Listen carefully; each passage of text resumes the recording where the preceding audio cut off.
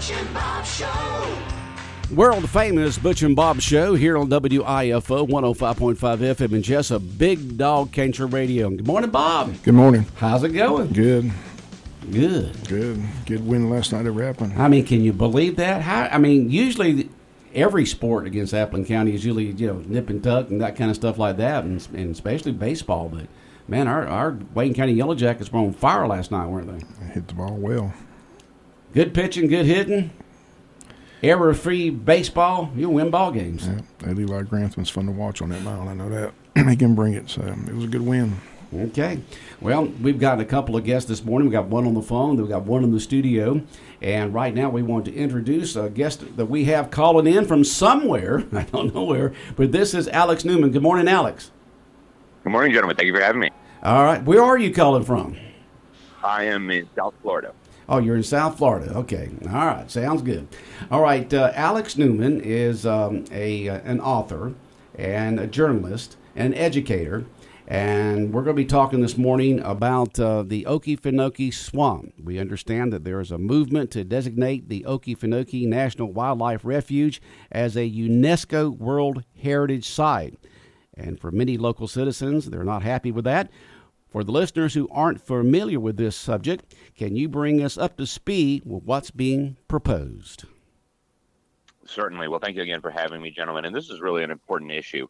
UNESCO, for anybody who knows the background, is an organization that has been just saturated with anti-American extremism really from the start. I mean, the very first guy to run it, Julian Huxley, was head of the Eugenics Society, these weirdos that think some races are better than other races and we should selectively breed people to make a super race. He also was the head of the Humanist Association, which of course rejects God, rejects Christian principles, rejects the foundational principles that our country was based on. And now you have this organization trying to come in and declare the Okefenokee Swamp to be what they call a World Heritage Site. And they're promising increased tourism and things like this.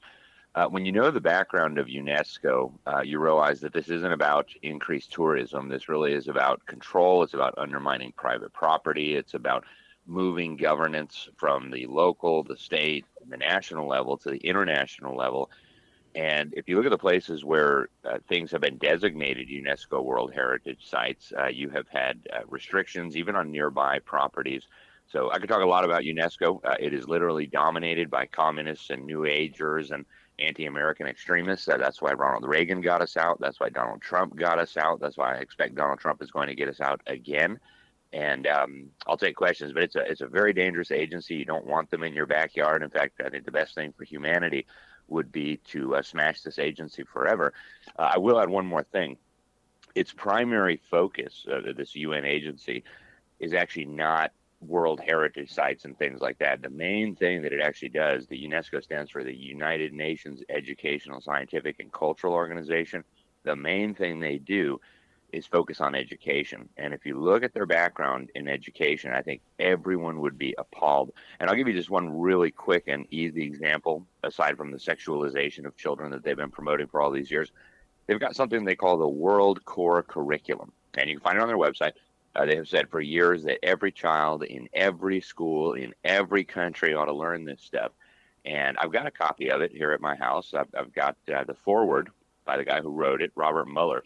And he says it's based on the teachings of a lady called Alice Bailey and this Tibetan called Javal Kul. So I had to know, who is Alice Bailey? Who is this Tibetan? Turns out Alice Bailey was the founder of an organization called the Lucifer Publishing Company. True story. Anybody can look this up. It's still around today. It's called the Lucis Trust. And this Tibetan is not a Tibetan or even a person. Alice Bailey claimed to be communicating with some spiritual entity that was dictating this stuff to her. So these are the kind of people that want to come into Georgia and have influence over your natural resources. Are they wanting to come in, or are they being asked to come in? Well, it depends on how you look at it. There's a little bit of both of that going on. I know there are some of your local politicians there who have been convinced for whatever reason that this is going to be good for the local people, or at least that's what they claim. But UNESCO actively seeks out places and things that they can associate with their name. They do have some World Heritage Sites here in the United States. And from their perspective, this increases their prestige. You know, you go to a landmark that people are attached to, you go to Yellowstone, you go to some famous monument, you go to the Great Wall of China, and you see a big placard there that says UNESCO, and you think, oh, wow, UNESCO, they must be great people. Look, they're associated with this monument or this natural phenomenon that we all care so much about. So, yes, they are wanting to come in, and yes, there are local people in that area. I don't know that there's a grassroots movement, but there are certainly politicians who are interested in this. And it's a symbiotic relationship, you might say. I know just looking at the map here that ones that people in this would be familiar with that are UNESCO sites are the Smoky Mountains that up there and in the Everglades. And it seems like it's getting bipartisan support here for UNESCO to come in and help, I guess, manage, run, whatever the case may be, Okefenokee. Republican Congressman Betty Carter submitted a resolution in 2023 to name the Okefenokee National Wildlife Refuge as a UNESCO World Heritage Site, and it was co-authored by Democratic Senator John Ossoff and supported by Democratic Senator Raphael Warnock. So you've got the local first congressman, a Republican, and then the two senators from the state of Georgia that have signed on to this resolution. Why do you think it's getting bipartisan support? Well, I wouldn't exactly call it bipartisan support. I was in South Georgia. We did an event. We had hundreds of people coming out, including a lot of local officials, a lot of Republican leaders, politicians at the state, local, all county level. And if you look at Buddy Carter's record, I don't know the man. He may be a really nice guy. I know he comes on your show occasionally. But I'm actually looking at his score on the Freedom Index right now. This is an index that ranks members of Congress based on the constitutionality of their voting records. It's produced by the New American Magazine, where I serve as senior editor. He's got a 59%, which is a failing score, of course. That means he votes with the Constitution less than 6 out of 10 votes on the ones that we score. And I could list some of those votes, and I guarantee you the conservatives and Republicans in South Georgia would not be big fans of some of these votes, including his vote on federal conservation programs, his vote on these massive continuing appropriations where they're spending enormous amounts of money on all kinds of things that the liberals really prioritize. He voted yes on the he voted no on defunding U.S. aid. This was just a very recent vote. This was just last year. So he wanted to continue funding this nasty agency that now we know has been funding globalist and liberal causes, not just in the United States, but around the world.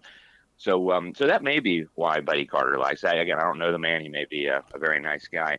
But I'll tell you what, when I was in South Georgia, the public opposition was massive. Everywhere I was driving, I was seeing these signs that say keep the UN out of the Okefenokee.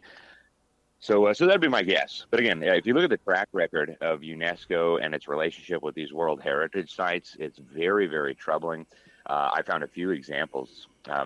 One, this comes from the Uyghur Human Rights Project, and I'm quoting directly from the report here. In China, heritage, quote unquote, by the UN is used as a soft tool of governance to control and manage history and to steer people's memories, sense of place, and identities in particular ways. They say when the management of heritage is used in tandem with the hard modes of governance currently in play in the Uyghur region, one that states and international bodies have designated a form of genocide, then UNESCO heritage system is complicit in these acts of genocide. UNESCO actually declared Yellowstone to be the first endangered World Heritage Site, and they demanded a protective buffer zone 150 miles in diameter around the park. And you can find this right on their website. They've got buffer zones on the UNESCO World Heritage Convention site. And I can read to you a little bit about what these buffer zones mean for the people who own farms and property and hotels around this area. They say buffer zones are clearly delineated outside of World Heritage property and adjacent to its boundaries, which contribute to the protection, conservation, management, integrity, authenticity, and sustainability of the outstanding universal value of the property. Although buffer zones are not regarded as part of the inscribed property, their boundaries and relevant management approaches should be evaluated, approved, and formally recorded at the time they are proposed by a state party. They say where buffer zones are defined, they should be seen as an integral component of the state party's commitment to the protection, conservation, management of World Heritage property. The function should reflect the different types and levels of protection. So here UNESCO is telling you that they want to get involved in this. Hey, I'm going to continue reading from here. Buffer zones should include sufficient areas immediately adjacent to the area of outstanding universal value in order to protect the site from direct human encroachment and impacts of resource use outside the nominated area. So this is all right from their website. Anybody can see this. They have done this even in the United States before. They've tried to influence decisions on mining, private property in the region. And do the people of Georgia really want to allow international bureaucrats, many of them from mass murdering dictatorships, many of them Islamists and communists, do you really want to allow them to have any influence in your backyard? Do we know if Governor Brian Kemp has come down on either side of this issue? The governor of Georgia? I do not know that. Nope. Okay, you know. Now, it is, the Okefenokee Swamp is here in the state of Georgia. Would the Congress have to vote on it to be signed by the president? Which, Trump's not going to do that, more than likely, because we know his thoughts about UNESCO. Or does it have to be passed by the state legislature and signed by the governor? Which authority controls the Okefenokee Swamp? Well, the federal government plays a huge role in this process. And so under the Biden administration, that was proceeding nicely. Under the new administration, Doug Burgum, who's the Secretary of Interior, who would be largely responsible for moving this through and shepherding it through the process, he's been a little bit of a wild card. He's, of course, very close to Bill Gates, who, never met a global organization he didn't want to surrender our sovereignty to. So I wouldn't trust Burgum to put up a lot of opposition. But I think with Donald Trump in office now, if he gets wind of this, I suspect it's going to be far more difficult to get it through. And I suspect a lot of the Republicans who have come out in support of it, maybe Buddy Carter, again, I don't know him personally, but he may reconsider once the full details of what UNESCO does and how they've been abusing American taxpayer money and how they've been sexualizing children around the world. I suspect once a lot of that comes out, people in Congress are going to be less enthusiastic about this. I know this issue's been around for 2 or 3 years now, and people have been talking about it. Should the Okefenokee Swamp become a UNESCO heritage site, or should it or shouldn't it, or whatever? There's been a lot of talk. Is there anything about the next action? What's the next step? Or is it just going to be talk for a long time? Well, the last I heard, this was still being considered up in Washington, and we'll have to see. Again, I very strongly suggest that Donald Trump is going to be getting us out of UNESCO. In fact, I just wrote a big op-ed just a few days ago encouraging him to do that. It was provided to a lot of senior members of his foreign policy team. They've already gotten us out of a whole bunch of UN agencies. So I think what's going on at the moment, and I go to a lot of these UN conferences, right now what's going on within the UN and in Washington is everybody with a controversial program and budget that they're trying to hide is keeping a really low profile. So I think it's possible that we won't hear much about them. No, they're not doing that, are they? Right. So they're trying to salvage what they can, right? They don't want Doge showing up at the front door. Oh, boy. Now, there's been a lot of stuff going on with Okefenokee. You got the controversy about should it become a UNESCO heritage site, but you also got people who want to mine up to the border of the swamp. Have you had any conversations with anybody about that, or is that just out of what you're involved with? I did talk to some of the local people who are concerned about those issues. And you know what? I really think this is very simple. This should be an issue for the people in that area to decide. Okay. If the voters, the property owners in South Georgia around the Okefenokee decide that they need those jobs and that they need those resources, that's an issue for them to decide. If they decide they want to, create a big protection buffer zone around the swamp, that should be entirely up to them to decide. There should be no role whatsoever, either for Washington, D.C., or especially for the clown show over in Paris masquerading as an educational agency. So. Yeah.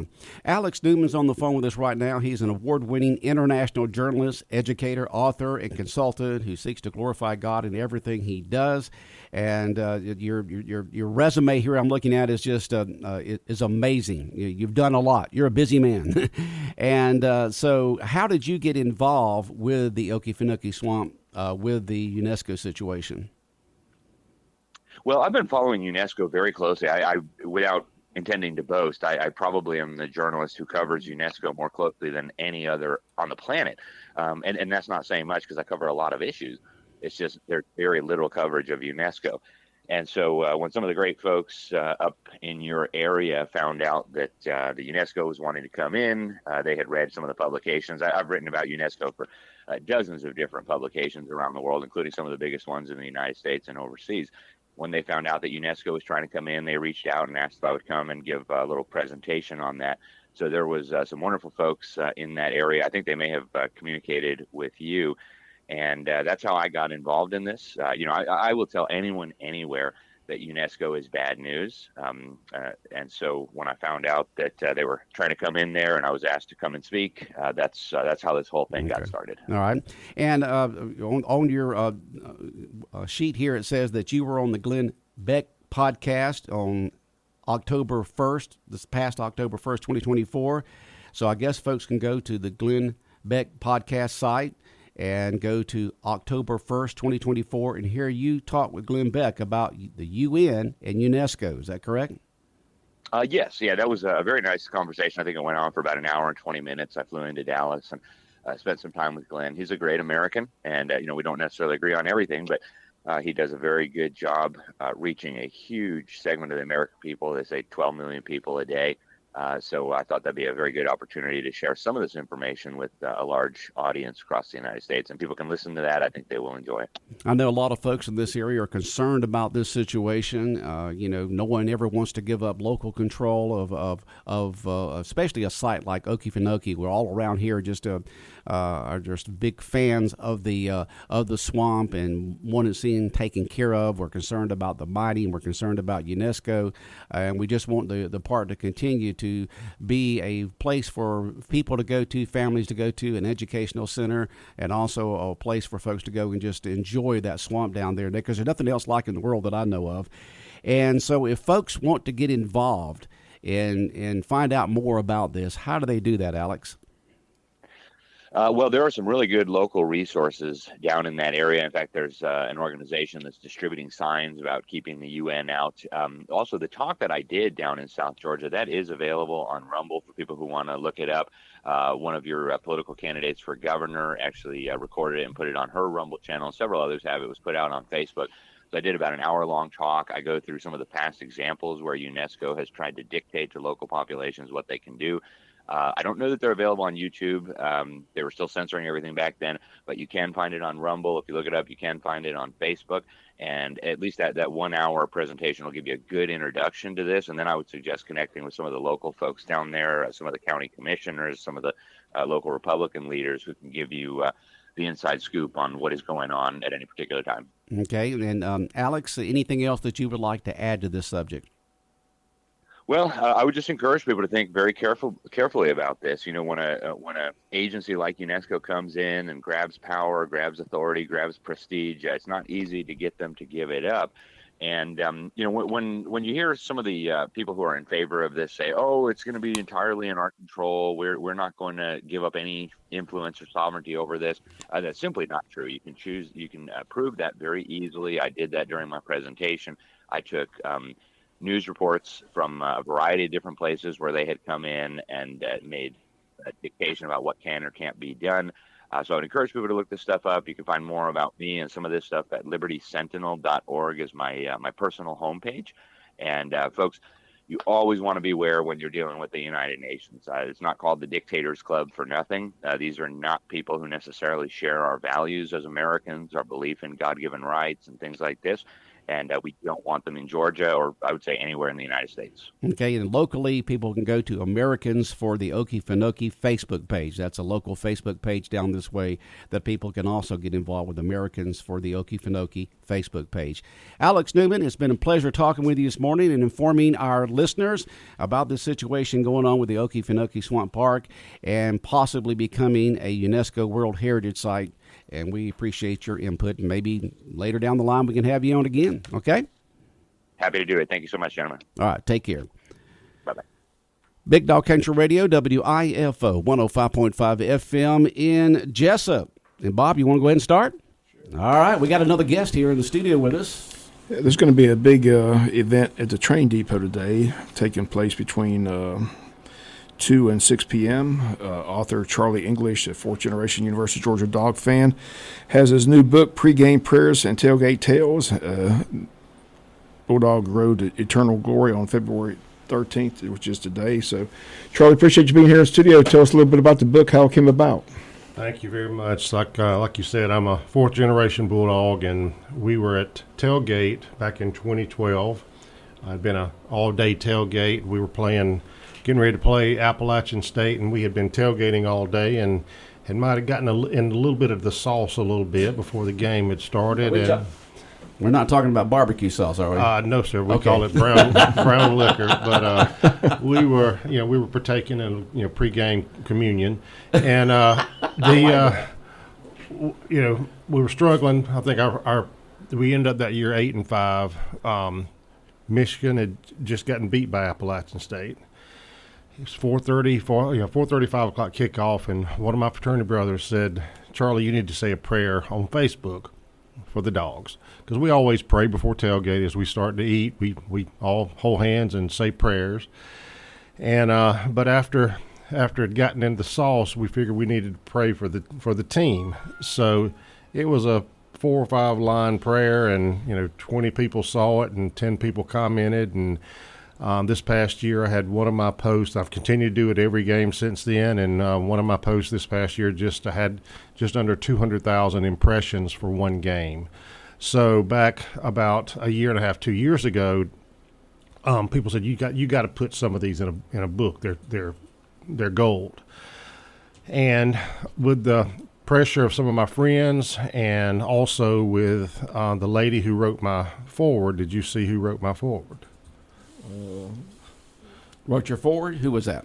That would be Louis Grizzard's widow. Oh, okay. She was a huge fan of mine. Before we even became Facebook friends, she was sharing my post on Facebook with her friends, and she would say, "I hear Louis in his words, ... That's all she would write. Shoot low, boys. They're riding Shetlands. That's right. So she and I became friends, and she has encouraged me to do this. So, like, see, that this past December before last, I saw her at a Christmas party, and I said, "Deidre, I'm going to move forward with the book." And she said, "I'm glad." Well, good. I said, "Would you consider writing my foreword?" And she says, "No, I will not consider it. I'll do it." And within 48 hours, she had texted me and said, "Hey, what's your email address? Because I want to, I've got the foreword ready for you." So it's Southern humor. It's University of Georgia. It's, it is satirical prayer. My brother-in-law is a Methodist minister, currently a colonel in the Army. I'm a Christian. It's just Southern humor. Had you written anything before? Nothing. All right. Nothing. And I've quit my job to do this.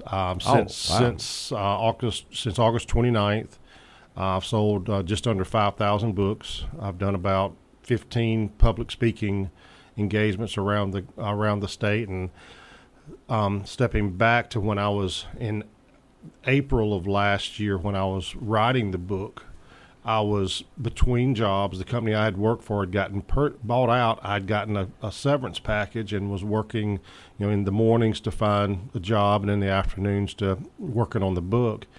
And on April 5th, I realized I can't have a real job and promote this book like it needs to be promoted, because I felt like it was going to be something big.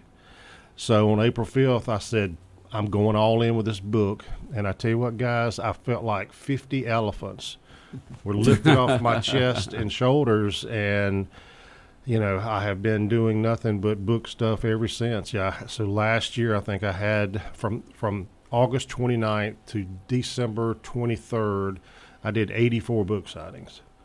Already this year, but I booked my furthest out one. I booked day before yesterday. It's the Friday before the Alabama game. But I'm already booking signings up until through the fall. So I think I officially have like 28 booked, and I hadn't even. It's just early in the year, and then, so it's going. It's Did so much fun. someone bring you to Jesup, or you just put that on your map to come to?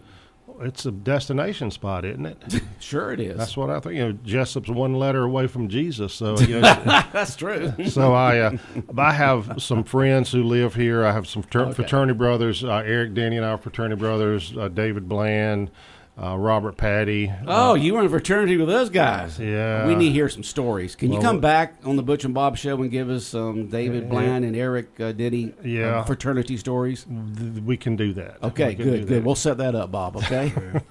Sounds good. I said, Eric's one we might have to put it behind the paywall. You'll be at the train depot today signing copies of the book. It chronicles the national championship games or back to back. Talk a little bit about that. Yeah, so telling people they're going to be able to statue Stetson Bennett. Yeah, so it's going to be. So this is the back to back national championship prayers that I've done every in homage to what made me say that very first prayer that Saturday, that fateful Saturday back in 2013.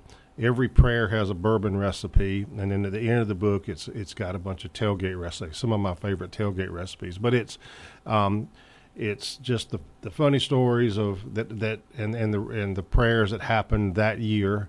We'll be there from 2 to 6. I'll customize and personalize every book, and I'll stay there after 6 o'clock if I have to. I've got to drive to Macon tonight. I've got all day signings tomorrow. People wanting last minute Valentine gifts, so my schedule is full, but I will stay until the last person wants an autograph. So, if you had to summarize the book, what's all in it? Because it sounds like you've touched on several subjects here. Yeah. So it's got the pregame prayers that I post by 7 o'clock every. So for the 21-22 season, it's got the 39 prayers. So that's G Day. That's full season, that's playoff games. Occasionally I'll just throw one in if there's an off game, if we don't have a game and I feel the word needs to be, I need to say something for the team on an off or a bye weekend, I'll do that. So all of those are in there. Also cocktail and tailgate recipes. Okay. All kinds of good stuff in the book. And so tell us where you'll be today and what time. I'll be at the train depot from 2 to 6. And also starting tomorrow, the berry patch will be stocking it. So if you can't make it by today, you can go by the berry patch downtown here in Jesup and pick up a book there. But it won't be personalized. So if you want to personalize, get it. Because what you'll do is you'll talk to the person, then you'll put a personal message in there based on that conversation. I love doing that. Yes, okay. Sir. Instead of just signing your name, scribbling, you'll have a personal message in there. Personal message for every one of them. Okay, Bob. I appreciate you coming in. Like I said, again, the book is Pregame Prayers and Tailgate Tales, and Charlie English will be at the train depot today. It says here that you was born on Mother's Day in 1964 in Hawkinsville, Georgia. Is that where you grew up? I grew up in Cochran, but we didn't have a hospital in Cochran at the time, and Mama didn't want me to be born at the veterinarian clinic, so we drove another 15 miles. We had to drive 30 miles to Hawkinsville to the closest hospital. So Mama said she just didn't want me to be. So just South Central boys, what you are. That's right. Well, thank you all very much. And where do you live now? I live in Athens. I was fortunate enough to move back to Athens 22 years ago. Prior to me quitting my job and being a full-time storyteller, I was in medical sales, selling devices and technology, and traveled the whole country and hated living in Atlanta. And I said, you know what, I'm going to move back to Athens. My commute to the Atlanta airport is going to be a little longer, but I want to live in God's country and be at peace and enjoy the college town lifestyle every day that I was not on the road. But what years were you at University of Georgia? I graduated in 87, so 82 to 87. I was on the 5-year plan, but I did a 2-quarter internship with DuPont, so that put me a little delayed. But, another football season is always a good thing in Athens. So, well, you were there during a big transition time period. Yes, I was. Yes, I was. Yeah. He graduated in 81, and I graduated in 76 I was there from for the Georgia. National Championship game my senior year, Herschel and Buck and all those Very guys. cool. So Speaking of Herschel, I'm from Cochran, Bleckley County, and I played against Herschel 2 years, his junior and senior year. His junior year, we were 12-0 that year, and we beat him, and I think we held him to like 50, 70 yards. It was under 100 yards, but his senior year, my sophomore year, when I started at center, his senior year, my sophomore year, I think by the end of the game he had over 360 yards. So he he got revenge on us. He did a lot of those push-ups, sit-ups, and wind sprints like the coach told him to do during that year. I was in McRae that year. He was a senior, and of course we had Telfair County there, and so it was amazing to me because Wrightsville's not that far away, that people from that area would drive to go watch him play over seeing their local team play that year. It was absolutely amazing. Well, when they would run, they ran traditionally a 60 defense where they had 2 linebackers, no nose guard. But then when they would go to a 50 defense, he would line up in front of me at, head to head at center. Mm-hmm. I think they called me for holding 6 times, but I probably was holding him to every play. He would just get in a 4-point stance or a 3-point stance and just explode. So he played defense too. Yeah. Well, being Wrightsville, yeah, but and I didn't play defense. So my only high school tackle, one of my good friends, Benji Rogers, he was our tight end. He ran a little drag across the middle. Herschel stepped in front of him and caught the ball. Herschel was about here to that gray cabinet over there from me, and there was nobody between he and I. And I'm like, I had to make a decision. How am I going to stand up this man? Yeah, how you going to do it? And tell us how you did it. I went straight for those the laces on his spot belts. You remember old spot belt cleats back then? I wasn't going for those thighs or I went smart man. You're a smart man. For his feet, and 10 yards down the field, he fell. Nobody else touched him, and I still remember that in Shelley White Stadium in Cochran, Georgia. They said English on the tackle, and I'm like, that was my one and only tackle, and that's what I'm gonna tell my grandchildren. Yeah, I tackled him one time. Caught him from the rear, man. Yeah, right. Thank goodness I didn't hit him any harder. I would have messed up his football playing career. Charlie English in today. He's got a great book about UGA, especially the last 2 championship years, plus other things in there in terms of recipes and stories. You're gonna love the book. 2 to 6 today. Yes, sir. At the Train Depot on Broad Street in downtown Jesup. He'll be there. You can talk to him about the book. He'll personalize your book for you when you get one, and we just wish you the best as you continue to spread the word, spread the gospel of UGA. Thank you very much, guys. Have a good day. All right, take care. All right, the world-famous Butch and Bob Show here on WIFO 105.5 FM in Jesup, and has been brought to you by Heron Aldridge Insurance, by First Southern Bank, Murphy Builder Supply, and by the Service Department at G&S Auto Sales.